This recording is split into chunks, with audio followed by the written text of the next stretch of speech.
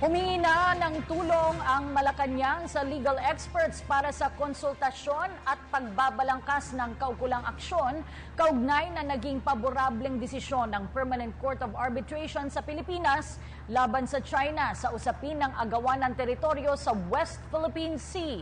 Ayon kay Presidential Spokesman Ernesto Abella, kabilang sa mga kinuhang eksperto sina Supreme Court Senior Associate Justice Antonio Carpio, Associate Justice Francis Artelesa at dating Solicitor General Florin Hilbay. Samantala, naninindigan pa rin ang China na walang bisa ang naging desisyon ng International Court sa kanilang territorial sovereignty at marine rights sa pinag-aagawang teritoryo.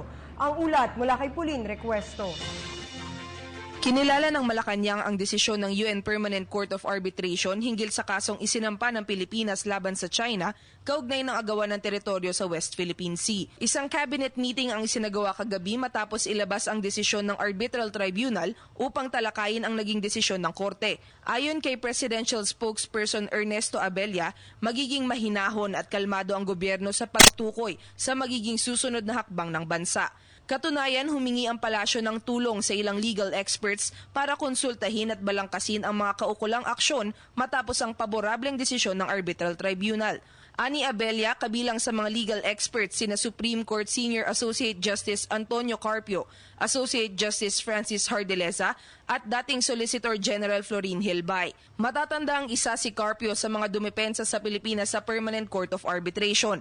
Tumayo naman bilang Chief Legal Counsel ng bansa si Artelesa habang si Hilbay ang nagsilbing Solicitor General nang ihain ng reklamo noong 2013. Sa kabila nito, tila hindi patitinag ang China sa pag-angkin sa ilang bahagi ng West Philippine Sea. Inihayag ni Chinese President Xi Jinping na hindi maapektuhan ng naging desisyon ang territorial sovereignty at marine rights ng China sa pinag-aagawang teritoryo. Gayunpaman, iginit ni Xi na handa ang kanyang bansa na resolbahin ang issue kasamang ibang claimants.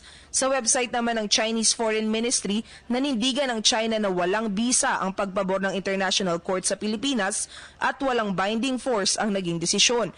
Hindi rin naitago ng Chinese state media ang pagkadismaya nito sa ruling. Sa isang tweet ng opisyal na news agency ng China, tinawag nitong walang katwiran ang ruling ng International Court na binansagan naman nilang law-abusing tribunal.